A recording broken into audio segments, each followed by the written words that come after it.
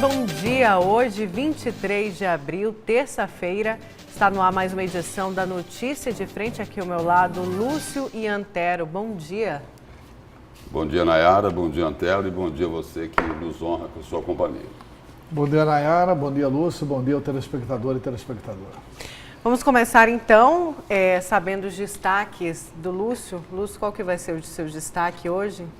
Meu destaque de hoje, Nayara, é para dizer que o Supremo Tribunal Federal, mais especialmente lá o ministro Alexandre de Moraes, contra tudo e contra quase todos, quer insistir lá no inquérito lá das fake news, que tanta polêmica tem gerado, mas ele diz o seguinte, que vai manter as investigações desse inquérito aí sobre as ameaças graves à corte e aos ministros. O inquérito que eles abriram, né? Aí eles pretendem investigar, depois eles pretendem julgar e pretendem condenar. Esse é o meu destaque de hoje. Eles vão fazer tudo, não precisa de mais ninguém. Advogando para eles mesmos. Exatamente. Né? Daqui a pouco, então, a gente fala disso. E você, Antero? O meu destaque é a interminável crise da saúde. Porque, assim, o ministro da Saúde esteve em Cuiabá, ele está cobrando seriedade e planejamento para que possa aportar recursos, não tem que ser de outra forma.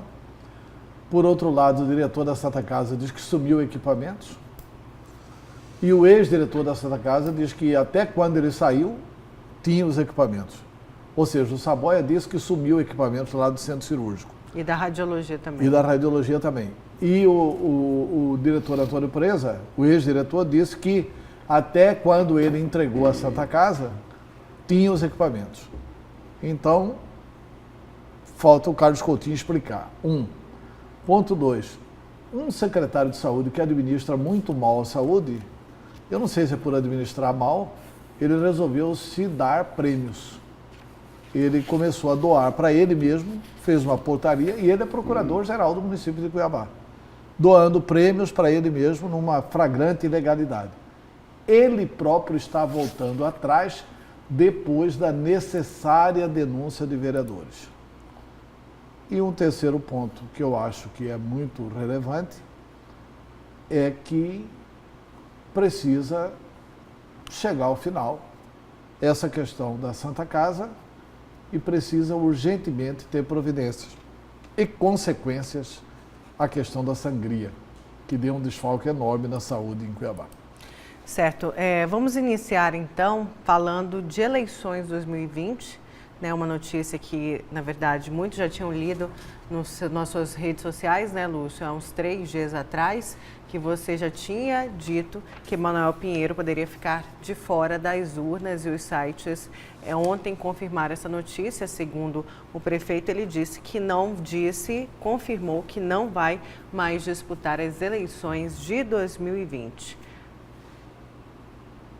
Por enquanto, isso já era previsto, já que já apareceram tantos nomes aí para disputa numa cadeira no Palácio Alencastro. Algumas coisas não são possíveis de entender. Porque, assim, como que surgiu a recandidatura do prefeito? Foi numa reunião convocada por ele mesmo, ele que pediu a reunião para o MDB, para que todos enquadrassem o deputado Valtenir e o partido fechasse apoio para ele. Quem que transmitiu isso para a imprensa? O todo-poderoso do MDB, o senhor Carlos Bezerra. Aí depois falou, não, eu não estou pensando, não tenho certeza se sou candidato. O Bezerra, posteriormente, parece que se arrependeu de apoiar o Emanuel. E está apostando as fichas na Janaína Riva. O Bezerra quer lançar a Janaína Riva. Então, já descartando o Valtenir, que disse que vai ter uma briga dentro do partido. Não, o Valtenir falou que vai disputar prévia, se for com o Emanuel, se for com o Janaína, do jeito que ele quer. Do jeito que for, ele pretende disputar a prévia. E ele tem direito de disputar a prévia. O filiado do MDB tem direito de se apresentar como candidato na convenção do partido e na organização das prévias. As prévias são mais democráticas. Se acontecerem, o partido ganha com isso, independentemente de quem seja o escolhido. Mas as declarações aí do prefeito Manuel Pinheiro, precisa a gente observar bem, no detalhe. Frase dele aqui, declarações dele, abre aspas. Eu já liberei a minha base. Sou candidato a cumprir meus compromissos com a população cuiabana. Eleição ou calendário eleitoral é em 2020. Eu não discuto a eleição agora e a tendência é eu não ser candidato. Tanto é que eu já liberei toda a minha base, meus companheiros. Quem quiser construir a candidatura pode construir. Fecha aspas. Aí ele diz aqui, o calendário eleitoral é em 2020. A tendência é ele não ser candidato, mas em nenhum momento aqui eu vi a seguinte afirmação, não serei candidato em 2020. Ele não diz isso. Ele não diz isso. Isso daqui também é o seguinte, do ponto de vista de Emanuel Pinheiro, essa afirmação dele à imprensa aqui no dia de ontem pode ser interpretada assim, vou dizer isso para sair um pouco do foco. É isso? É isso. Para mudarem o foco. Para sair um pouco do foco. Ou seja, até reforçando algo que o Antero já colocou aqui na notícia de frente, de que teria sido um equívoco e grande o pré-lançamento da candidatura dele há 2 meses atrás. Ele antecipou 2 anos antes. Eu nunca vi prefeito no cargo querer antecipar o lançamento de candidatura à reeleição. Porque o prefeito no cargo tem muitos instrumentos, né? Se o Emanuel estiver no cargo até a reeleição, é evidente que ele terá muitos instrumentos para disputar a reeleição. E acho difícil ele não ser candidato. Quem é que estaria disposto a defender o legado do Emanuel? Como é que será a campanha? Com o Emanuel candidato, até já se imagina, todos batendo no Emanuel. E ele se defendendo. E ele tendo um espaço político para se defender. E ele construindo uma base para se defender. Sem Emanuel candidato, qual que é o cenário? Todos batendo no Emanuel. Sem ninguém para defender. Sem ninguém para defender. Então, assim, eu acho que ele está jogando realmente para o ano que vem. Para deixar a discussão para o ano que vem. Na esperança de que no ano que vem ele tenha mais ambiente para propor a sua candidatura. Certo, então a gente confere, falando ainda do prefeito Emanuel Pinheiro, a gente confere agora uma sonora na qual ele se diz vítima de fake news.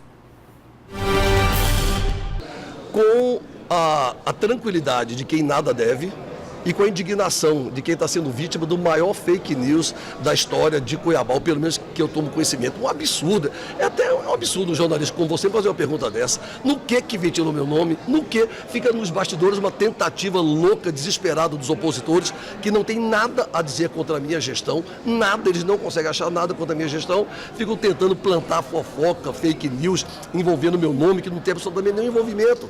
Todos os problemas do ex-secretário Roark foram da administração passada, certo? Tanto no município como no estado. Então ele foi fundador, juntamente com o Jorge Lafetado, da empresa Cuiabana de Saúde, a Covid, da gestão passada. O que ele está dizendo aí claramente é o seguinte, o problema não é meu, é de Mauro Mendes, né? Quando diz ele foi fundador, é isso. Ele fala, o ele é Mauro Mendes. É Mauro Mendes. O ele é Mauro Mendes. Mas assim, e todos os problemas são da gestão passada, tanto no município quanto no estado. Ou seja, se tem problema de corrupção, é lá no governo Mauro Mendes e não no governo do Emanuel Pinheiro. Por que teria problema de corrupção no governo Mauro Mendes e não teria no governo do Emanuel Pinheiro? Ponto 1. Quer dizer, não tem lógica essa afirmativa. Se o mesmo corrupto continua. Eu estou analisando aqui os dizeres do Emanuel, a lógica do discurso dele, que não tem lógica. Ponto 1. Ponto 2. Eu também sou contra determinadas coisas que a imprensa tem feito de... Especulações. Porque, assim, tem a delação do Roark em mãos? Não tem, ninguém tem. Só lembrando que na sexta ele foi transferido, o Roark, e também os médicos Fábio Liberali e Luciano Correia foram transferidos do centro de custódia para uma unidade da Polícia Militar. Só lembrando isso. Pois é, eles continuam para o Corpo de Bombeiros, né? Eles foram lá para o Corpo de Bombeiros. Agora é o seguinte, o Emanuel acha, e aí eu tendo a achar que ele tem uma certa razão, de que ele está sendo vítima de especulações. Por exemplo, Lúcio, eu não aceitei divulgar em nenhum momento no site PNB Online, porque estão atribuindo declarações ao Roark que ele não deu, gente. Ele não deu entrevista para ninguém e atribuindo declarações sem aspas. Eu acho que esse não é uma forma de você tratar de um assunto tão grave quanto esse. Eu não estou defendendo aqui ocultar situações. Se tiver depois amanhã a delação do ROAC, eu acho que o Ministério Público tem que investigar, tem que ir a fundo e tem que punir todos os envolvidos. Agora, depois que isso vier a público... É porque tudo leva a crer que vem uma delação por aí, não é, Lúcio? Porque o que tem aí que precisa ser ressaltado, concordo com o que você colocou aí, não tem uma informação concreta de que Ruarque teria feito delação, de que ele teria dado esta ou aquela declaração. Agora, existem aí evidências de sobra de que tudo sinaliza para que esteja havendo aí uma colaboração premiada ou que possa vir a ocorrer. Eu também acho que está tendo ou vai ter a delação. Só para elencar os fatos, né? Dos 7 presos, 4 foram liberados. Esses 3 que estão presos, o doutor Luciano Correia, Ruarque, Luciano Douglas, Correia, Ruarque Douglas, né? E o Fábio Liberali, eles abriram mão dos habeas corpus, não é isso? Aí, praticamente em sigilo, houve a mudança deles lá do centro de custódia da capital para o corpo de bombeiros. É isso? Então, as evidências indicam aí que podem estar negociando aí uma delação premiada. Mais uma evidência, o desmentido do advogado, né? Que quando a imprensa começou a falar que, olha, pode estar ocorrendo delação, o advogado veio a público e falou, olha, não tem delação nenhuma. Que, aliás, é o que os advogados têm que fazer quando tentam explorar que está ocorrendo uma delação não consumada. Eu acho que todos os sintomas de que está havendo a possibilidade de uma delação existem. Eu não sou contra a divulgação disso. Eu sou contra, assim, eles estão divulgando o que teria sido conteúdo da delação. E esse acesso ninguém teve. Esse acesso do conteúdo, do que o Ruarque disse, tipo assim, olha, um deputado federal que se elegeu por Cuiabá teria recebido uma importante quantia de não sei o que, etc e tal. Ó, pelo amor de Deus. Agora... você leva a uma determinada suposição de que praticamente você está declarando quem é. E assim, o Ruarque na delação teria dito, pelo amor de Deus, se tiver o documento da delação, o Ruarque teria dito e põe o documento, né? Mas por falar em tudo delação... bem que, pois antes da gente entrar nessa outra delação, é muito aguardada que aconteça essa delação do ex-secretário de saúde Ruarque. Mas também a gente para e pensa, e depois, se houver essa delação, vai ter punição? Isso porque a gente pensa de outras grandes delações, inclusive a do ex-governador Silval Barbosa, que delatou diversas pessoas com provas e nada foi feito ainda. Não, alguma coisa foi feita. Não, sim, nada. Alguma coisa foi feita, muita gente já devolveu dinheiro, muita gente já foi condenada. Mas precisa mais. Precisa mais. Precisa ter mais não só a devolução, e a devolução do montante correto. Que o Lúcio disse hoje, até ontem, no comentário do Jornal do Meio-Dia. É preciso que se devolva uma grande parcela do que se rouba dos cofres públicos, não só um percentual, e percentual muito pequeno. Deveria devolver tudo que roubou. Pois é, né? Muito pequeno o percentual. O que era patrimônio dele antes, beleza, fica para lá, mas o que acrescentou, devolva para cá. Né? O que acrescentou de patrimônio, devolva. Né? E não é o que acontece aí nas delações, né? Mas tem um fato gravíssimo que a mídia já divulgou, o site Media News divulgou, que é o seguinte: o delator, agora esse sim é delator assumido, ele já assumiu que fez a delação, ele comunicou ao STF a suspeita de que Pedro Táxi está fazendo a delação. Eu nem sabia de que o Pelmini tinha feito isso, através do seu advogado, mas hoje, conversando com um amigo, E aí, Etero, quem que está vazando isso? Eu não sei quem está vazando, eu não tenho informação, não. Mas meus cabelos brancos me permitem intuir que os vazamentos são do interesse de Pedro Táxi. Está na cara. Quer dizer, o que tem sido vazado seletivamente no interesse do ex-governador Pedro Táxi. E por que o Pedro Táxi tem cópia da delação? Porque ele tinha conseguido essa autorização. Não, porque ele, provável réu no processo, provável indicado como atividade ilícita dentro da Operação Rêmora, ele tem o direito de indicar um advogado. E o advogado dele tem o direito de peticionar para saber do que o meu cliente está sendo acusado. E qual que é o interesse do Pedro Táxi de vazar a delação? Primeiro, para anular a delação. Porque o delator não pode vazar. O advogado do delator não pode vazar. Mas isso aqui é evidente que não foi o delator nem o advogado do delator. E o delator, pelo rumo das divulgações feitas, já protocolou no STF que quem está vazando é Pedro Táxi. Ou pelo menos... A suspeita, né? Na nota ali, levantou a suspeita de que pode ser o ex-governador Pedro Táxi o autor aí desse vazamento. E né? como todos os vazamentos indicam um determinado benefício para o Pedro Táxi, tipo assim, não é tão grave assim, a situação envolve outras pessoas, não sei o quê, quer dizer, sempre tirando o foco do Pedro Táxi da reta. Eu acho que essa coisa precisa ser bem investigada, né? Não pelo Supremo, né? Porque o Supremo investigar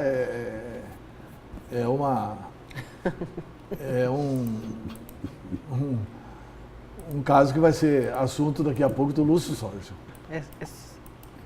Porque nas informações que foram divulgadas aí na imprensa a respeito desse caso aí de Pedro Táxi e do ex-secretário de Educação, Permínio Pinto, do que foi divulgado, consta lá o seguinte, de que ocorreram sim vários encontros fazendo referência à delação ou aos prováveis trechos da delação do ex-secretário de Educação, que foi divulgado o seguinte, olha, tiveram sim vários encontros entre o governador, o ex-governador e o ex-secretário, que é comum, né? Porque um era secretário, o outro era governador, né? Só que o seguinte, não teve nada demais nisso, não se falou lá em pagamento de propina, se falou apenas em se acelerar licitações que estavam sendo realizadas naquele momento, naquela época, dentro da Secretaria de Educação, né?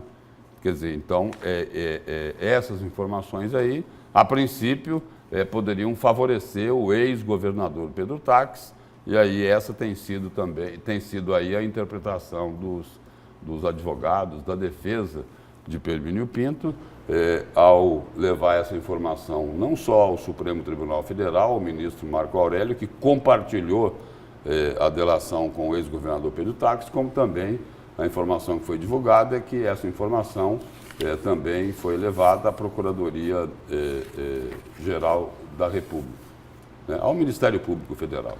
Essa informação, o advogado dele chega a dizer o seguinte, do Permínio.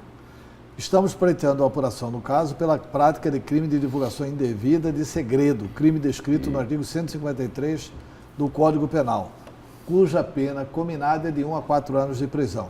E por que é que eles reforçam a ideia de que é Pedro Táxi? Porque no dia 25 de março passado, o ministro Marco Aurélio atendeu ao pedido do ex-governador para ter acesso à íntegra da delação. Normal, ele quer ter acesso à íntegra, o ministro Marco Aurélio atendeu, e aí, assim, esses interesses têm que ser bem analisados, né? Aí o Pedro Táxi está no meio aí de um furacão, não só como um dos denunciados, como agora como tendo interesse no vazamento de partes selecionadas da delação. E referente aí à delação do ex-secretário Permínio Pinto, mais uma informação, né? Esse caso aí do escândalo da SEDUC, envolveu lá, está também lá na delação de Alain Maluf, envolvendo Caixa 2 na campanha de 2014 do Pedro então Taques. candidato ao governo Pedro Taques. E aí, para colocar um pouco mais de fogo, né? Nisso daí, o Jornal A Gazeta, né? Não o Jornal A Gazeta, né? As informações atribuídas aí à delação de Permínio Pinto, de que o ex-vice-governador, ex-candidato ao Senado, Carlos Fávaro, tinha conhecimento do Caixa 2 na campanha de 2014 Veio a vingança de Pedro agora. Taques. Aí, Carlos Fávaro desmentiu, disse que não sabia nada disso, que quem está divulgando isso é um irresponsável, que Só isso não tem nada a ver com a verdade. Só que tem um anexo onde tem a gravação do Carlos Fávaro, né? Pois é, isso que eu ia te perguntar, porque... Tem a gravação do Carlos Fávaro, teve um jantar na casa do Carlos Fávaro e o Permínio gravou o jantar. Delação é prova? Não, delação sozinha não é prova, mas delação acompanhado de gravação, de depósito bancário. Para se delatar tem que se apresentar diversas provas. Ou pelo menos que se forneça à justiça fontes, evidências onde ela possa de que isso levantar as aconteceu provas. realmente. Né? Fontes indiciárias, porque veja bem, a delação do Permínio é em cima do acordo da JBS com o Estado. Aconteceu o acordo? Aconteceu, todos nós sabemos. Aquele acordo de 326 milhões. O que o Carlos Fávaro teria proposto era que a JBS, ao invés de pagar tudo para o governo, pagasse um pouco por fora para pagar a dívida de campanha. Ou seja, por fora, Caixa 2 total. Né? Se isso está gravado, é prova. Se isso está gravado, é prova da participação, porque não é só tentar, não é só obter que é crime, é tentar e obter. Ainda que porque o núcleo do tipo, no crime de corrupção, você tentar corromper alguém e obter vantagem ilícita para enriquecimento sem causa. Então, assim, ele tentou obter. Se a gravação mostra que tentou obter, é evidente que está conflagrado ali um crime. E que esse crime tem que ser apurado. Aí, o que tem que ver é o seguinte, o Carlos Fávaro estaria falando isso com a liberdade que tinha para conversar com o governador Pedro Taques,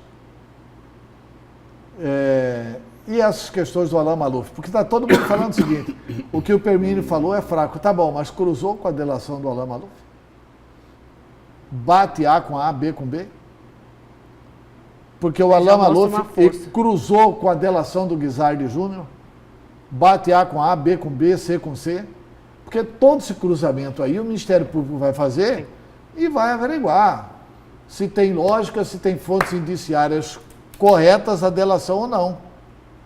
Eu acredito que o ex-governador Pedro Taques pode sim se transformar em réu nesse processo da REMA. Vamos seguir então com mais notícias falando da Operação Sodoma. A gente tem aí que o STF proibiu o procurador condenado por corrupção de viajar, né, sem autorização judicial, se referindo a Chico Lima, que é apontado como membro da organização criminosa chefiada por Silval Barbosa. Lembrando que ele viajou em dezembro, foi liberado para as festividades de fim de ano no Rio de Janeiro, onde possui outra residência. E aí volta aquele questionamento que a gente falou da questão da punição e de que estão todos ali ainda usufruindo do dinheiro surrupiado dos cofres públicos. Eu gostava que esse povo não muda de patamar de vida, né? Pois é. Interessante isso. Não, muda só quando entra, né? Aí fica mais rico. Não, exatamente. Não fica mais pobre, mesmo né? Depois de todas essas punições, de prisões, de tornozeleira, de medidas cautelares e tal, eles continuam frequentando as melhores festas. Eu preciso ir ao Copacabana Palace, preciso ir em tal lugar, lugares onde o povo jamais imaginou que ia botar os pés, né? E assim, será que a gente vai chegar um dia de imaginar que apesar dessas prisões todas compensa o roubo? Né? Destruindo nomes da família inteira.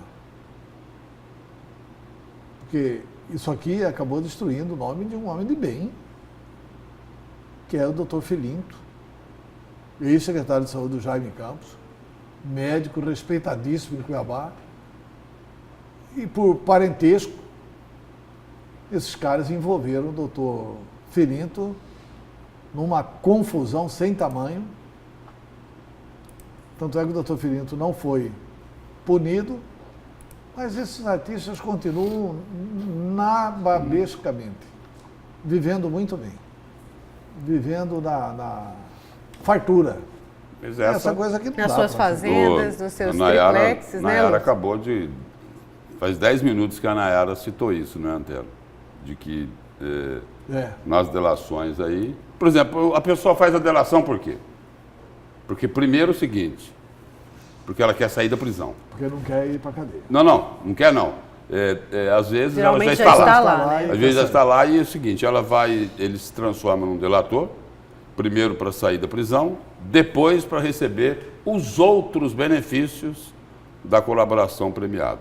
Só que a grande cobrança que se faz é que esses delatores, eles revelam lá os esquemas de corrupção, o modus operandi da quadrilha, onde é que eles enfiavam a mão nos cofres públicos, mas o que se cobra é o seguinte, olha, eles devolvem muito pouco em relação àquilo que eles roubaram. Essa é a cobrança que se faz, e é o que você acabou de colocar aqui e o que a Nayara tinha relembrado há poucos minutos aqui no programa.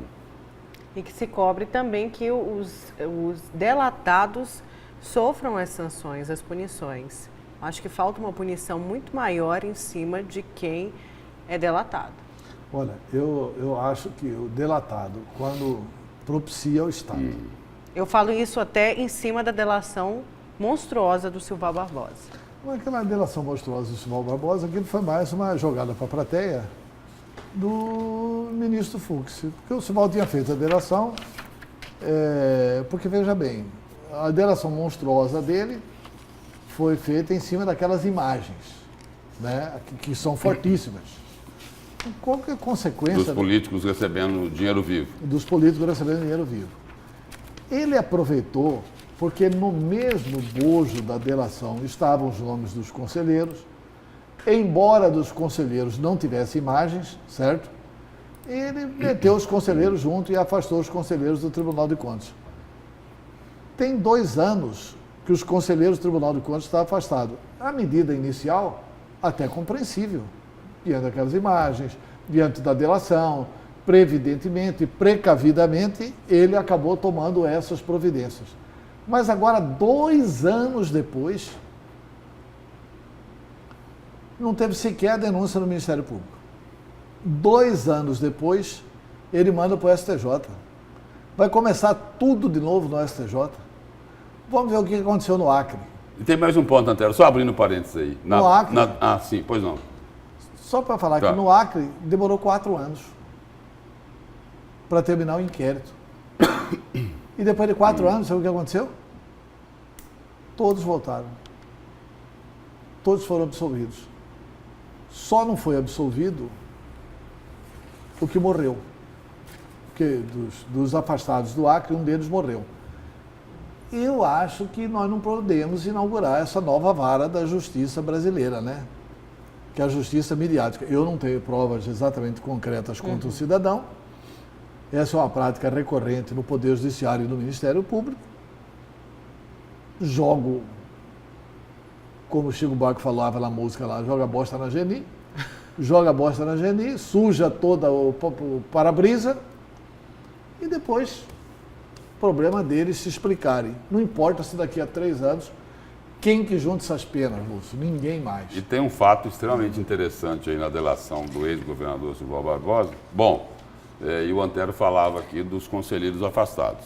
Bom, lá, aí falou, na delação tem lá 36 promissórias de 53 milhões de reais que os conselheiros tinham negociado para não poder, para que eles não interrompessem as obras lá do MT integrado, das obras da Copa.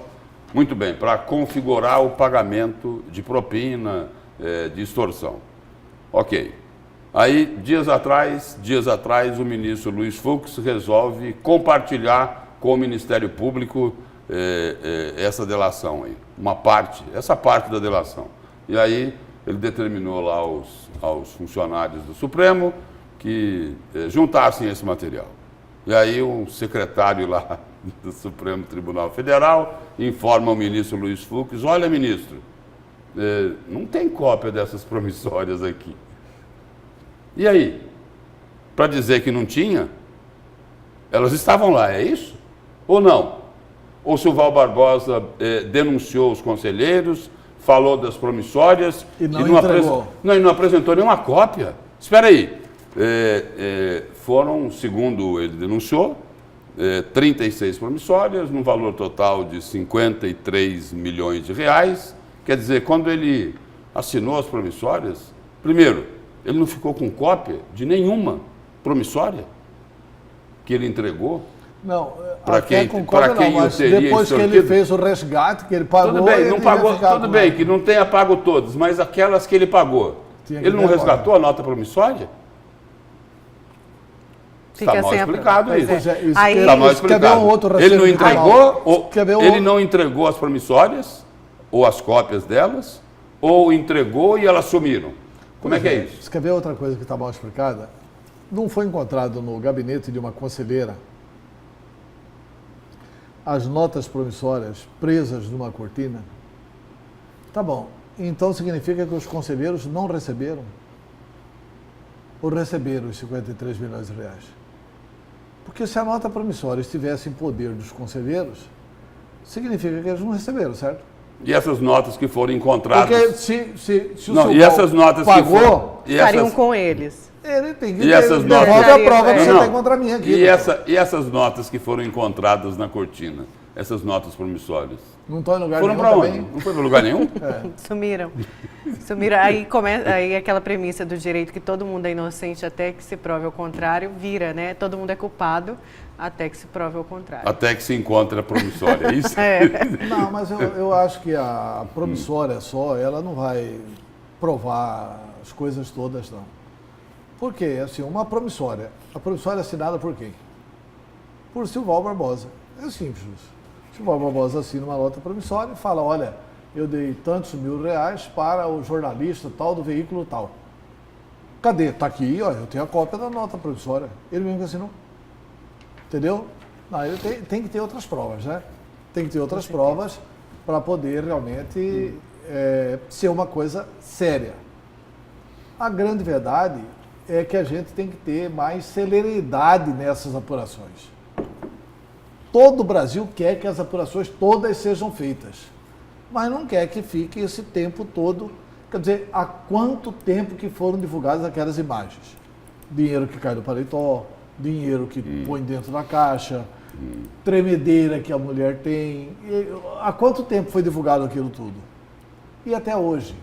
Porque que o Ministério Público Estadual não agiu? Por exemplo, se o Val Barbosa está saindo do regime de prisão domiciliar para o semiaberto. É isso? É isso. Deu tempo disso. Deu tempo disso. Deu tempo disso. E a investigação até hoje. E não avançou. E não avançou. Pois é. Vamos aqui a outro assunto, falar da CPI da renúncia e sonegação fiscal.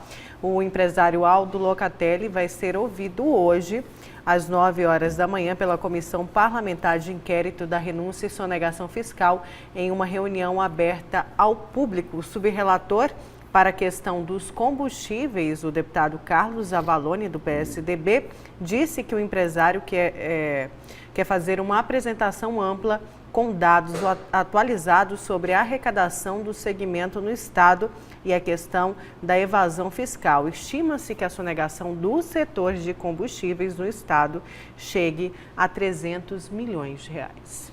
O Aldo Locatelli entende muito disso. Ele é um empresário que quer que tudo seja apurado.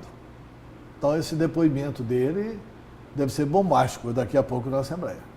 Esse depoimento dele vai revelar os bastidores de degrau por degrau, como que a sonegação é feita. E abrir e trazer credibilidade para essa CPI, né, Antero? Não, que muita gente desacredita porque já tiveram outras 2 CPIs que não foram para frente. Mas o mesmo assunto. As outras 2 CPIs, mesmo tema.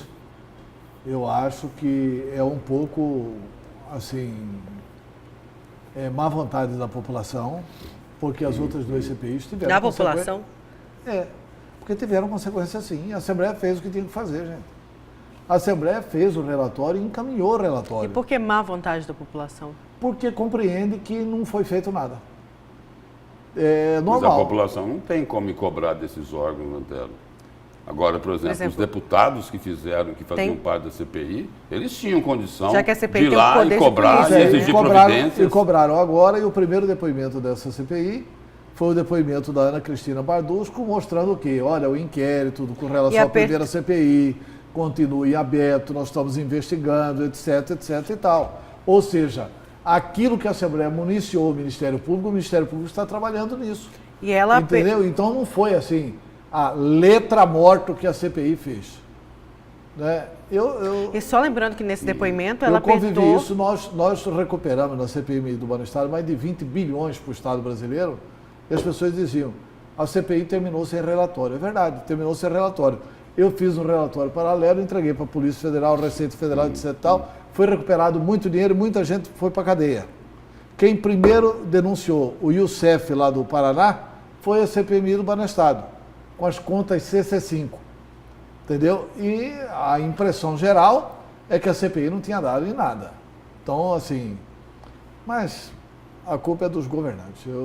Mas é porque nesse caso do depoimento... No caso do Alberto Youssef, né? Alberto Youssef. No caso do Alberto Youssef aí, a CPMI do Banestado acabou sendo um treino, né?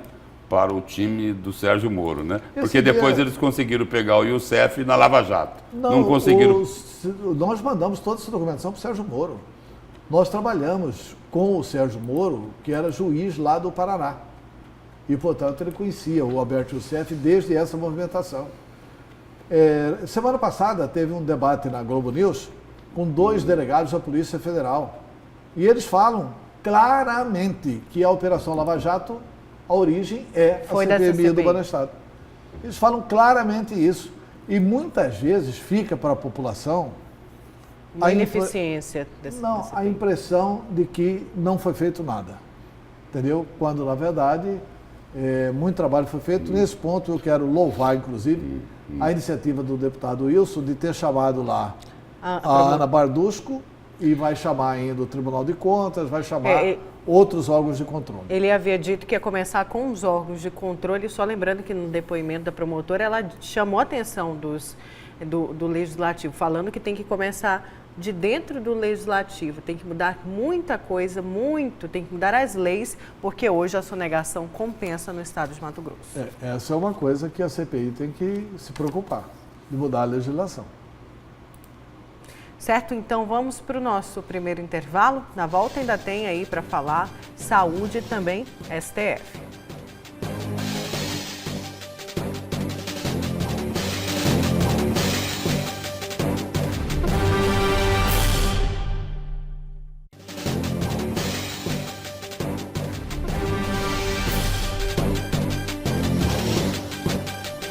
Voltamos com a segunda parte do programa A Notícia de Frente, aqui do meu lado, Lúcio Antero, e a gente vai primeiro, antes de chamar o destaque, né, Lúcio, vamos com os nossos cúmplices?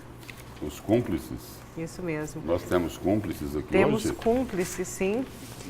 Agora, tchau. Temos? Será que temos? Os cúmplices estão aqui, ó. Estão aqui? Achado. Bom, vamos a eles então. Oswaldo de Oliveira, do Parque das Nações, Assunção, da Cidade Verde, Tailon, o Cláudio, do Paraíso 2, César, da Vila Cardoso, de Rondonópolis, o Silveira, Ademar Paiva, Carlos Israelev, do Novo Paraíso, Admilson Braga, Jaime, de Rondonópolis, Geraldo, do Tijucal, Joventina, do CPA 2, Manuel, do Capão Grande, Lucas Meira, de Guarantã do Norte, Jucineide, Fernando Xavier, Algemiro, Roque, do Alvorada, E tem também o Benedito do Boa Esperança, Zé Carlos do Renascer, Valdinete do bairro Antônio Dias e o João Rosa do bairro Dom Aquino, aqui de Cuiabá. Certo, vamos então para o WhatsApp. Olha, tem algumas mensagens aqui. O seguinte, é a primeira vez que isso acontece no programa, viu, Lúcio? O quê? Eu acho que é em função da presença da Nayara Moura. É aqui. Bom dia, amigos lindos da TV e amigas lindas da TV. Que Deus derrame bênçãos sobre o dia de hoje. Muito obrigado. Coincidentemente, né, o telespectador percebe, né? Aí tem um cidadão que manda aqui, os amarelinhos multando motoristas infratores. Corretíssimo. Mas, e aí? Quem vai multar os amarelinhos neste caso? É um vídeo, não é? Um vídeo. Do carro da vídeo CEMOB andando só no aro. Pois é. Esse vídeo circulou, foi enviado também para o programa Tribuna. Aí foi não enviado é multar pro os amarelinhos, é multar a CEMOB, né? Pois é, porque... É multar a Mas CEMOB, né? o Antenor, o secretário da CEMOB, Antenor Figueiredo, chegou a responder o Mortadela no programa dele. Ele enviou esse vídeo para o Mortadela, enviou esse vídeo para o Antenor e o Antenor disse que o agente ia ter que pagar do próprio bolso os danos na via pública e os danos no carro. E de repente, sei lá... E disse que foi o prefeito que enviou para ele o vídeo, viu? E se o agente lá, de repente, não tiver recursos no momento, de repente, o próprio secretário Antenor pode dar uma forcinha, não é? Porque ele recebeu recentemente aí mais de 140 mil reais, né? De quê? De salário e de benefícios, de uma vez só, da prefeitura. Parabéns, hein, Antenor? Não, aí o prefeito Manuel Pinheiro disse que mandou ele devolver, para poder receber parcelado. Porque teria que ser parcelado, aconteceu um erro. Era um valor que ele tem direito de receber, esses 142 mil reais, de questões trabalhistas, de vários anos remunerações. Seguidos, não é isso? Uhum. Só que aí cometeram um engano e pagaram de uma vez só. Os 142 mil. E aí, foi um caso à parte, geralmente no é parcelado. seu destaque tem lá o prêmio, né? O prêmio do secretário de Saúde de Cuiabá. Que não foi o prefeito que concedeu para ele. Não foi. Ele que concedeu para ele mesmo.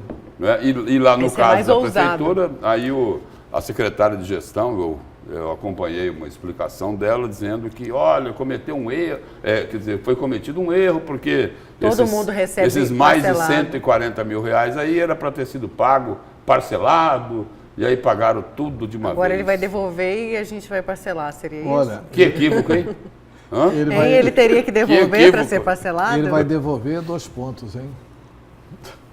Alguém acredita que vai devolver? Alguém acredita que esse funcionário vai pagar o conserto?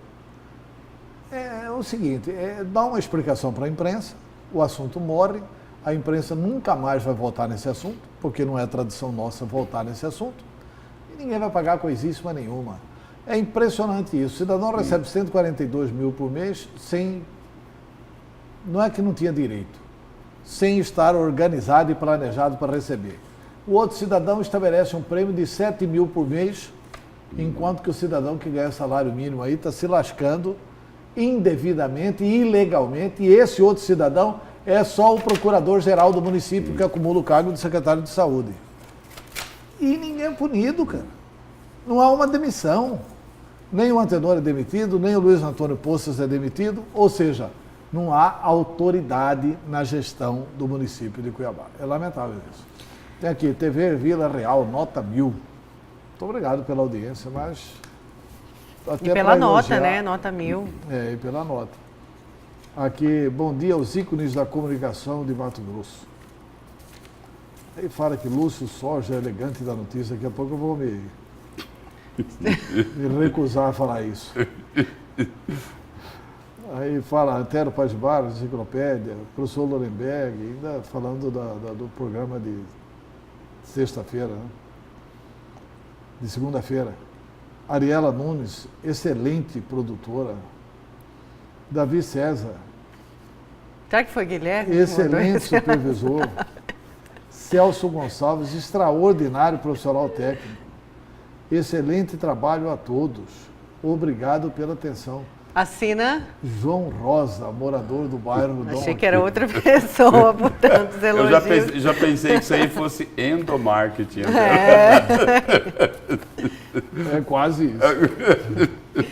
Vamos seguir agora. Olha só, o deputado federal Dr. Leonardo, do Solidariedade, participou ontem do Jornal do Meio-Dia. Ele falou sobre a reforma da Previdência e um projeto de lei para barrar a veiculação de imagens nos meios de comunicação e nas redes sociais de pessoas ou grupo de pessoas cometendo ato de terrorismo. Projeto polêmico. Confira. Deputado, é um projeto, sem dúvida, bastante polêmico, não é? Porque pode receber críticas aí de que o senhor está tentando fazer censura, não é? Com certeza. E hoje esse é um termo delicado, né? Verdade. Depois lá da censura do Supremo, mas esse daqui tem um outro foco. Tem outro foco. É um foco que nós temos para proteção da sociedade. A gente visa ter cuidados na hora da narrativa, de divulgar sobre qualquer, não televisão, rádio, as mídias sociais, que a gente tem que discutir as mídias sociais mais, Facebook, Instagram, YouTube, para as pessoas nos entenderem. Um marco regulatório. A hora de divulgar atos de terrorismo, que não são tantos grandes no Brasil, mas atos que tenham comoção social, como as das escolas, né? Como o ato que caso aconteceu. de Suzano. Exatamente, que aconteceu no Brasil não é a primeira vez, mas foi um ato que deu muita repercussão e visto internacionalmente agora, o de Nova Zelândia, né? Da Christian Church, na Nova Zelândia, a qual foi vitimizando, foi fazendo atos de terrorismo. E muitas das vezes o que mantém, tem estudos científicos sobre isso, eu sou pós-graduado em psiquiatria, que mostra que se não tivesse a vinculação, não existiria o ato terrorista, porque o troféu dele é a divulgação, é o seu ato, divulgar seu nome, os seus motivos. Então, por isso, a gente quer regulamentar esse tipo, não censurar jamais, e a gente agradece porque a imprensa formal já faz uma censura, não mostra a imagem de pessoas, né, Suicídio, acidentadas, por exemplo, suicídio, né? tem cuidado. Agora, nós temos uma outra fonte de informação das mídias sociais, telemático, ou o próprio celular hoje se tornou smartphone, né, que lá não tem um controle. E estudos mostrou aumento dos casos. Tem um caso que é o efeito contágio. Mas só para entender, deputado, falando de rede social, que é a Isso. internet, a gente perde um pouco ali o limite, né? Infelizmente. Como seria? O projeto seria aplicado às redes sociais? As redes sociais teriam que fazer esse gerenciamento? Porque, justamente como eu digo, se for, não tem como fiscalizar cada pessoa. Nós temos hoje sistemas que podem se embarrar.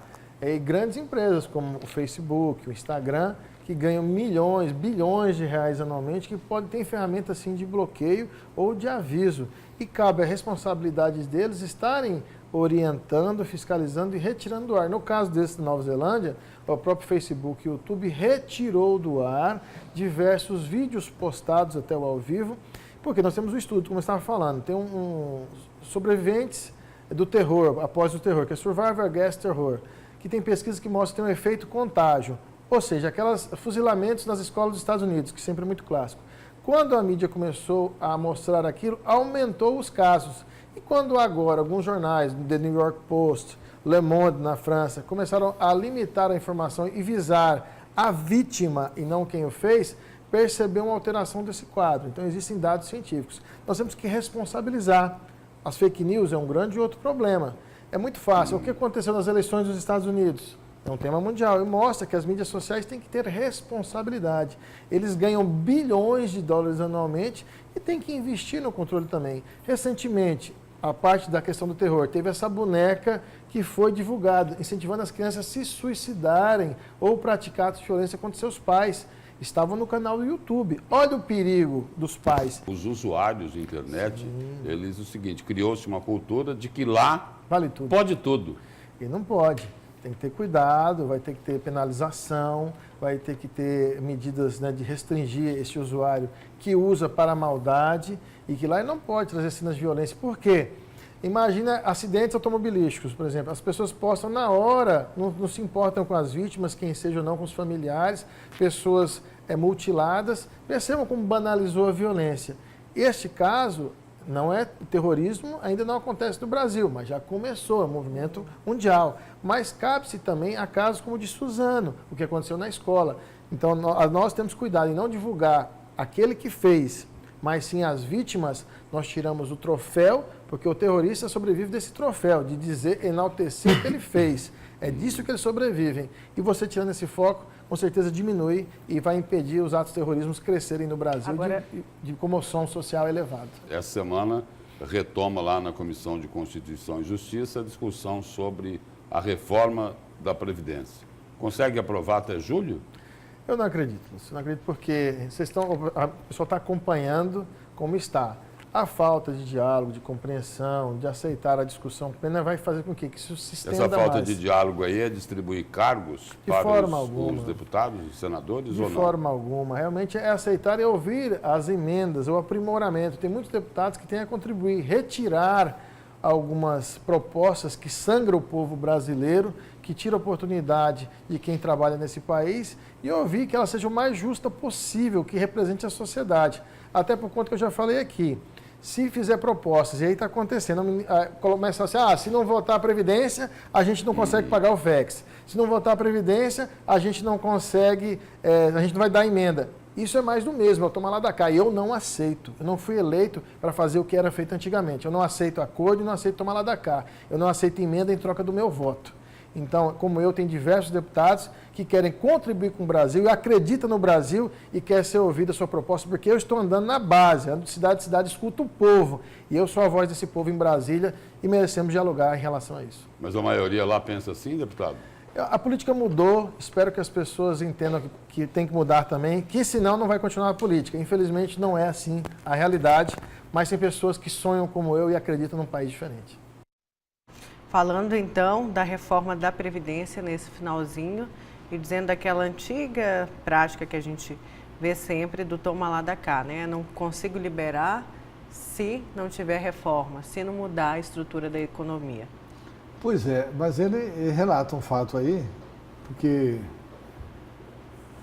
na última segunda-feira eu entrevistei também o deputado Leonardo lá na Rádio Capital FM. Ele relatou esse mesmo fato, talvez com um pouquinho mais de riqueza de detalhes. Ele falou que isso foi oferecido. Quer dizer, que o governo federal, que está falando que não negocia, que é contra a vera política, tem gente no Congresso comentando o seguinte, olha, mas vai liberar 5 a 6 milhões de emenda para quem aprovar a reforma da Previdência. Por isso essa afirmação. Eu não troco meu voto pela questão da reforma da Previdência. Não troco meu voto por emenda. Por emenda. Embora ele seja favorável à reforma da Previdência. Tem alguns questionamentos, mas no geral é favorável. Ele é favorável à reforma da Previdência. Essas coisas são difíceis realmente de aceitar. O governo está muito mal articulado politicamente. Você tem desarranjadores no governo, você não tem articulador do governo. Desarranjadores do governo começam pelo filho do presidente, que faz uma anarquia violenta nas redes sociais. Ontem ele criou um problema maior para o Bolsonaro. Ele postou e informou na sua rede social, o Carlos Bolsonaro, que aquele post ele tinha retirado do site, das redes sociais do Jair Bolsonaro. O que era o post? Era uma manifestação do Olavo de Carvalho, o guru dessa turma aí. O Olavo de Carvalho dizendo o seguinte, os militares só fizeram cagada. Quer dizer, o Olavo de Carvalho esculhambando os militares. Quer dizer, como se o Bolsonaro precisasse criar mais frente de batalha ainda. E hoje, ontem, isso foi de manhã, ontem à noite, o Carlos Bolsonaro já tinha ido às mesmas redes sociais para dizer o seguinte, olha, agora os que querem trair, tal, não me verão mais e tal, ou seja, deve ter recebido uma reprimenda definitiva do pai. Tomara, não é? Tomara. Tomara que tenha recebido a reprimenda. Tomara que o pai tenha ouvido o general Mourão, ó. Dê um jeito nesses moleques aí, senão a coisa vai desandar. E está desandando, né? Está desandando com um ambiente favorável para a reforma. Pois é, O ambiente é muito favorável à reforma. E É que a incompetência para fazê-la é muito grande também. o governo aceitou mudar 4 pontos da reforma, o que mostra que o governo está aberto aí para negociação, para mudar o que é criticado, até por quem ali dentro do Congresso quer a reforma, mas, claro, alterar em alguns pontos. E aí, só voltando ao que o Antero colocou, Nayara, os generais no governo Bolsonaro, de forma geral, eles têm se manifestado de forma coerente, muito mais coerente do que aqueles que arrumam confusão para o presidente da República. No caso, os filhos, né? Principalmente o Carlos, né? Mas o que a gente vê em todo esse contexto é que ele ouve os filhos e o guru. E o guru é a favor da influência dos filhos, o guru Olavo de Carvalho é a favor da influência aí dos filhos na política, na vida, né? na gestão do Brasil. O Paulo Guedes está dizendo que desses 4 pontos que ele está aceitando mudar são perfumaria, etc e tal, mas ele, por enquanto, ele acha que não deve mudar o benefício da prestação continuada e a aposentadoria de trabalhadores rurais, neste momento da reforma da Previdência. Por que ele não quer mudar nesse momento? Para ter o que negociar mais à frente? Para ter o que negociar mais à frente e também porque é o seguinte, não é a função da CCJ mudar o mérito. A função da CCJ é só dizer o seguinte, isso aqui é constitucional ou é inconstitucional?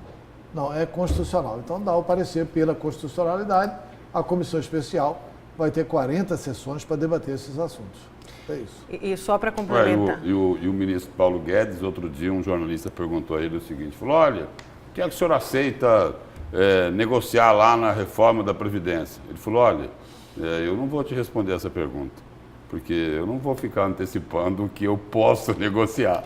Mas é falar em Isso tem que ser para o momento adequado, não agora. E com certeza a Previdência toda, o texto todo foi pensado também nessas mudanças ao longo da CCJ. Foram colocados alguns para serem mudados. Ali, né? Tipo a aposentadoria no Supremo Tribunal Federal, para permitir que Jair Bolsonaro indique 4 novos ministros. É uma dessas aí, não é, Antero? Viu essa? Eu vi, mas essa aí é o seguinte, eles estão diminuindo a PEC da Bengala, né? Isso. Eles estão alterando a PEC da Bengala em 5 anos, voltando ao que era antes. Né? Voltando ao que era antes. E é para permitir para o Bolsonaro indicar ministros do Supremo Tribunal Federal. E a última valendo o que está lá, poderia indicar 4 novos ministros. Aí a pergunta que se faz é o seguinte, como também foi aumentado, isso é para a reforma da Previdência? Para aí, mas se há uma coincidência nisso, há uma coincidência também na elevação. Porque o que eles estão propondo é voltar na idade de 70 anos, não é isso? E não de 75 anos. Quando que surge de 70 para 75 anos? Para não deixar a Dilma indicar 4. Aí o Congresso fez a PEC da Bengala. Agora, para deixar o Bolsonaro indicar 4, eles mudam. Eles voltam para trás. Quer dizer, nós não podemos ter uma Constituição ao sabor das circunstâncias do presidente. Com certeza. Do governante de plantão. Do governante de plantão. E mais um assunto envolvendo a reforma da Previdência, que o Ministério da Economia negou ao menos 9 vezes o acesso do cidadão a documentos, pareceres e estudos que embasam a proposta da reforma da Previdência, dizendo que quebrar o sigilo da reforma da Previdência afetaria mercados e tramitação da reforma ali no Congresso, que foi a explicação do Ministério, do governo. Esquisito. No caso aí, afetaria principalmente essas estratégias. As possíveis mudanças. Agora, o que é difícil de entender assim? Nesse caso aí, Antero, é o seguinte... Eles não podem negar isso ao deputado federal e senador, que é isso. O deputado federal e senador vai querer discutir isso. Por exemplo, o senador José Serra, que entende de economia, que é um expert, aliás, no assunto, o senador José Serra falou assim, eles estão dizendo aí de 1 trilhão de benefícios. Né? Explique para mim 1 trilhão. Pediu um requerimento, explique para mim como é que vocês vão chegar nesse 1 trilhão de economia. Só lembrando Porque pode ser fake news esse 1 trilhão de economia. Isso foi questionado. Só lembrando que as negativas estão no portal de buscas de respostas da Lei de Acesso à Informação, negada ao cidadão comum. Agora, só para entender, por que se decreta o sigilo lá na Comissão de Constituição e Justiça sobre essa proposta de reforma da Previdência, se isso daí depois terá que ser amplamente debatido, não só pelo Congresso, né? Por toda a sociedade. A sociedade inteira vai debater isso. Né? Isso aí, Então, por quê? segredo na o que é que democracia, justifica? trem difícil, hein?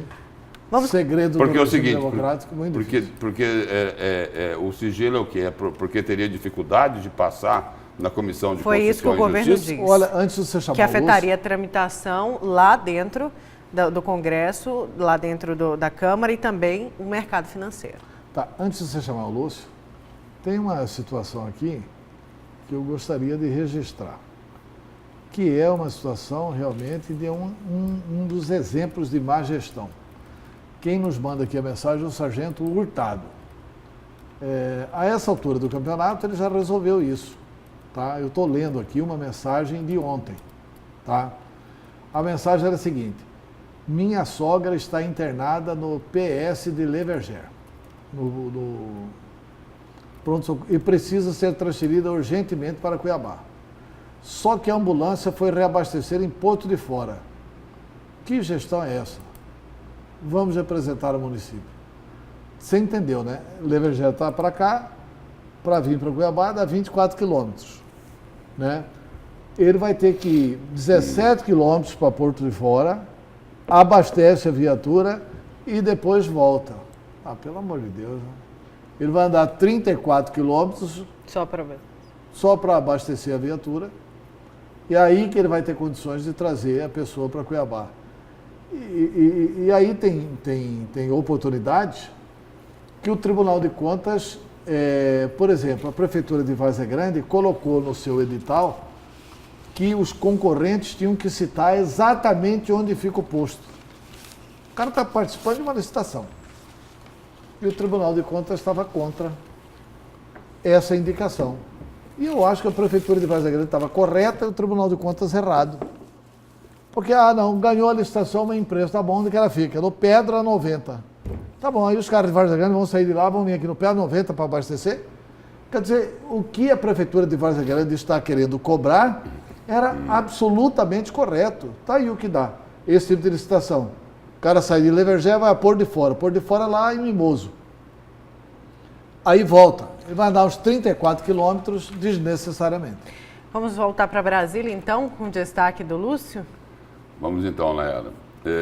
E o ministro Alexandre de Moraes do Supremo, ele insiste nesse inquérito aberto para investigar, segundo ele, ameaças graves à corte. O ministro Alexandre de Moraes é relator aí do caso no tribunal e na semana passada ele chegou a determinar censuras a sites, mas depois voltou atrás. A censura lá à revista Cruzoé, ao site O O Antagonista. Antagonista, né? E esse inquérito aí é alvo de críticas no Ministério Público e também no Judiciário. E aí o ministro Alexandre de Moraes, questionado nessa segunda-feira aí sobre o tema, sobre este inquérito, ele diz o seguinte: olha, nós vamos continuar investigando principalmente, e esse é o grande objetivo do inquérito aberto, por determinação do presidente do Supremo, as ameaças aos ministros do STF. O que se apura, continua Alexandre de Moraes, o que se investiga não são críticas, não são ofensas, até porque isso é muito pouco para que o Supremo precisasse investigar. O que se investiga são ameaças graves feitas, inclusive na Deep Web, como já foi investigado pelo próprio Ministério Público de São Paulo, declarou Alexandre de Moraes, que completou. É um verdadeiro sistema que vem se montando para retirar credibilidade das instituições. Aí se questiona também o seguinte, né? Ajuda na credibilidade do Supremo Tribunal Federal, o presidente do Supremo determina ele mesmo, sem ser provocado, como prega o ordenamento jurídico, né? Porque o dono da denúncia é o Ministério Público, né? Sem ser provocado, ele determina a abertura de um inquérito, sem fazer o sorteio lá do ministro, que vai ser o relator, porque o que é usual no Supremo Tribunal Federal também. O ministro Dias Toffoli, presidente, escolheu Alexandre Moraes como o relator. Aí eles abrem o inquérito, vão investigar, vão julgar e depois eles vão, teoricamente, condenar ou absolver. Isso ajuda na credibilidade do Supremo Tribunal Federal? Está seguindo a mesma linha da censura dos sites, dos dois sites. É ou não é? É a mesma linha. Exatamente. E o que está se cobrando hoje é que esse inquérito tem que ser arquivado. E chamando mais atenção ainda para essas irregularidades do Supremo. Isso porque quando se censurou o site, principalmente a revista Cruzoé, só lembrando que a reportagem era apenas para assinantes. Depois de liberada, foi liberada para toda a população. A revista liberou para toda a população. E aí a gente além de chamar atenção. Aí é o seguinte, a gente se lembra de um passado já um pouco distante, não é? Da ditadura dos generais, não é, Antero? Onde tinha muita censura. Mas os tempos mudaram. Olha só a manifestação do ministro da Secretaria de Governo, o general Santos Cruz. Diz o seguinte: inquérito no STF segue motivações semelhantes à censura e sites. E não se podem, olha só, silenciar as liberdades. Aí o ministro lá, o general Santos Cruz, ele fala assim: sou a favor total das liberdades do cidadão e sou contra a censura. A imprensa precisa ter responsabilidades, assim como qualquer cidadão. Correto, ministro. Não importa se é A, B ou C. Se tem algo incomodando, tem a justiça para recorrer. O importante é manter os canais abertos, os canais livres, para a total liberdade de imprensa, disse o ministro da Secretaria de Governo, o general Santos Cruz. Ou seja, ele quer dizer o seguinte: olha, tem que se manter a liberdade de expressão, não pode ter censura à imprensa, e aí o jornal, a TV, o jornal ou o jornalista que disser algo que não corresponde com a verdade, ele vai responder pela atitude dele. Simples assim. Na verdade é o seguinte, o Supremo escreve uma péssima página, né? Aliás, eu acho que a sociedade ela vai continuar pressionando o Supremo Tribunal Federal e precisa ocorrer isso. Porque é um absurdo isso, eles estão violentando princípios básicos do processo. O Supremo não pode investigar. O Supremo ele só pode agir se provocado. A justiça é inerte. A justiça não age por ofício. A justiça não age por impulso próprio. Então, é uma situação realmente que o Supremo está estabelecendo. O ato institucional número 5. Sabe o que poderemos dar gargalhada no futuro? Só falta a gente sofrer um golpe, né, um golpe militar, que os militares vão entrar em campo para defender a liberdade de imprensa. A liberdade de imprensa. Só falta isso. Não. E olha só aqui, aí o ministro Santos Cruz, ele diz uma frase aqui que eu acho que para alguns ministros do Supremo não vai bastar dizer. Acho que vai ser preciso desenhar. A frase dele é a seguinte: olha, quem julga precisa julgar. Quem investiga precisa investigar. Ou seja, cada um faz a sua parte. Cada um no seu quadrado, né? Como se diz. Ele coloca a frase aí que podia ser uma bússola, né? Para alguns ministros do Supremo. Não se podem silenciar as liberdades, diz o general. Vamos então para o intervalo. Na volta tem saúde, Santa Casa.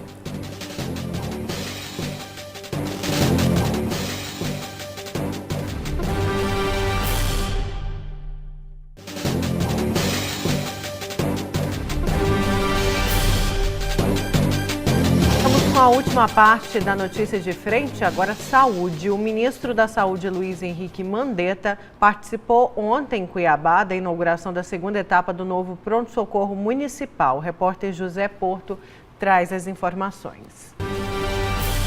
são 90 leitos inaugurados hoje com a presença do ministro Luiz Henrique Mandetta.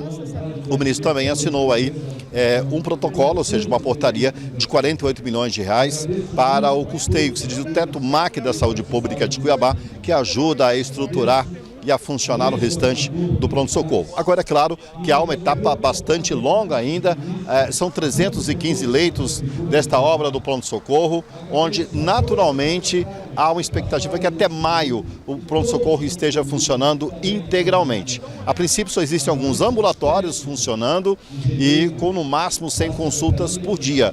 E a partir de agora, mais 90 leitos. Alguns pacientes do antigo pronto-socorro já estão sendo transferidos para cá. Mas é claro que há muitas questões políticas.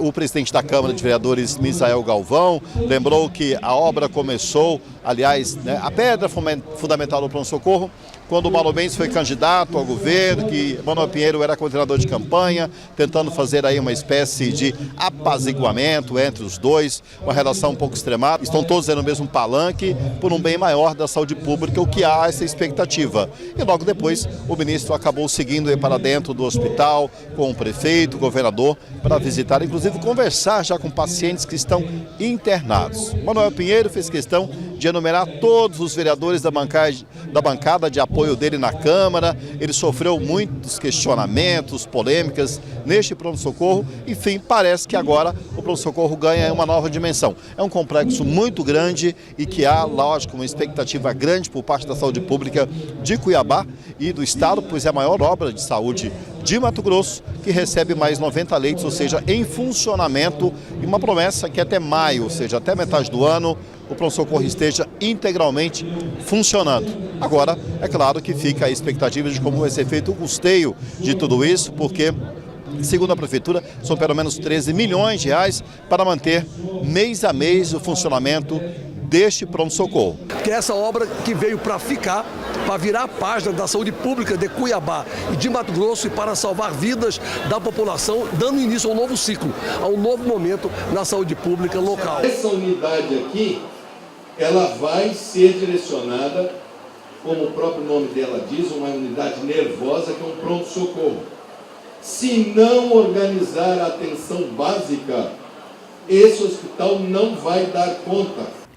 Então, e é bom lembrar, o Porto explicou que apenas algumas alas, né, da enfermaria, leitos foram inaugurados, e no Jornal do Meio-Dia o prefeito prometeu que a parte do pronto-socorro mesmo vai começar a funcionar, o hospital por inteiro, no dia do aniversário de Mato Grosso, 9 de maio, é isso? 9 de maio. A princípio era para o dia 8 de abril. É isso, né? A princípio era para 8 de abril do ano passado, né? De 2018. De 2018. Aí o Porto levantou também que para manter o hospital, o complexo do novo hospital municipal vai custar em média 13 milhões e a prefeitura não sabe de onde vai tirar. Lembrando que tem uma dívida aí, não é? De 82 milhões que a prefeitura tem para receber do governo do estado. Essa dívida é um conto da galochinha do Emanuel Pinheiro. Mas ele não existe. A prefeitura está cobrando um dinheiro que era para construir e comprar equipamentos. A União já repôs esse dinheiro. Então, e o governador já questionou esses 82 milhões no Tribunal de Contas do Estado, dizendo que não deve. E o Tribunal de Contas já disse que não deve mesmo. Vamos para o seu destaque, já puxando o assunto saúde. Olha, na verdade é o seguinte, a notícia da saúde, essa é a parte boa, né? Que eles estão entregando 90 leitos aí na enfermaria, que vai ajudar a desafogar mais um pouquinho a questão do pronto-socorro atual. Mas ontem teve um problema seríssimo no pronto-socorro atual de Cuiabá, não no novo. Temendo uma visita do ministro, eles fizeram lá uma operação transfere pacientes no corredor. Amontoaram os pacientes e quem divulgou isso foi a antiga presidente do Sindicato dos Médicos, que passou para toda a imprensa que eles estavam amontoando pessoas que estavam no corredor nos quartos 406, 407 e 411 e que não tinha funcionários para fazer esse atendimento. Isso foi dito numa matéria encaminhada para a jornalista Camila Piacente, que eu tive a oportunidade de registrar na Rádio Capital FM, inclusive pedindo à oposição que falasse com o ministro para ir lá, no 406, no 407 e no 411, né? Esperando que o coronel não barrasse, né? O coronel da Ordem Pública, da Secretaria da Ordem Pública. O segundo detalhe importante que teve ontem também foi a devolução do dinheiro. O secretário de Saúde falou que vai devolver os mais de 30 mil reais que ele recebeu indevidamente. Ele próprio autorizou para ele um prêmio de 7 mil e poucos reais sem nenhum amparo legal. Qual que é o detalhe gravíssimo? Que o secretário de Saúde, Dr. Luiz Antônio Poças de Carvalho, ele é o procurador-geral do município, então ele entende lei. Então ele sabe que não tinha amparo nenhum legal para ele fazer essa destinação. E a outra questão é que o Emanuel Pinheiro sentiu, eu não sei qual que vai ser a decisão dele no decorrer do dia de hoje, mas ele sentiu que o ministro da Saúde e o governador Mauro Mendes não são entusiastas de uma política de intervenção.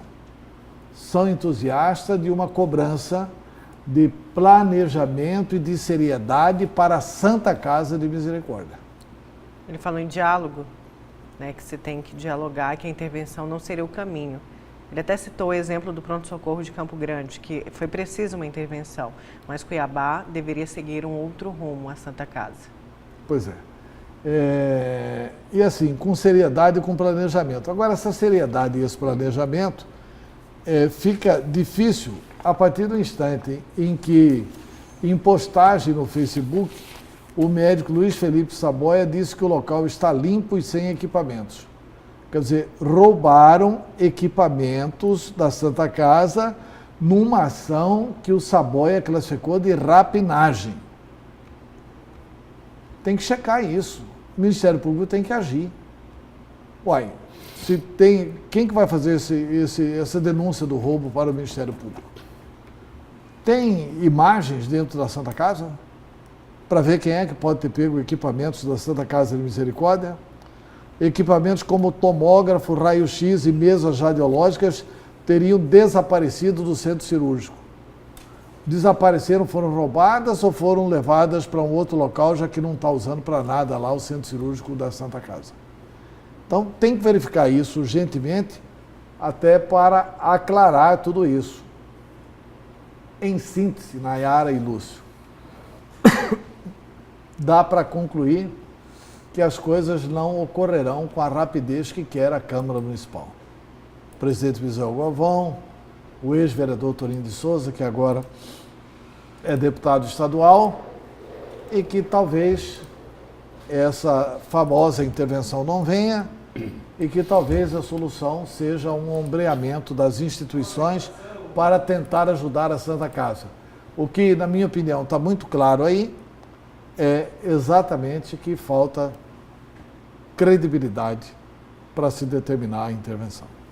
As pessoas não estão confiantes de que a Policlínica do Verdão não funciona, a Policlínica do Planalto não funciona, falta remédios nas policlínicas, falta luva no pronto-socorro atual e tal. Elas estão temerosas em dar mais essa incumbência para a sofrível gestão de saúde da Prefeitura Municipal de Cuiabá. E olha que eu fui um dos que mais acreditei que o doutor Luiz Antônio Poças de Carvalho daria solução boa, tranquila para a área de saúde. Mas a saúde não vai sair do noticiário. E essas duas palavras que foram ditas pelo ministro da Saúde, Luiz Henrique Mandetta, elas dizem e dizem muito.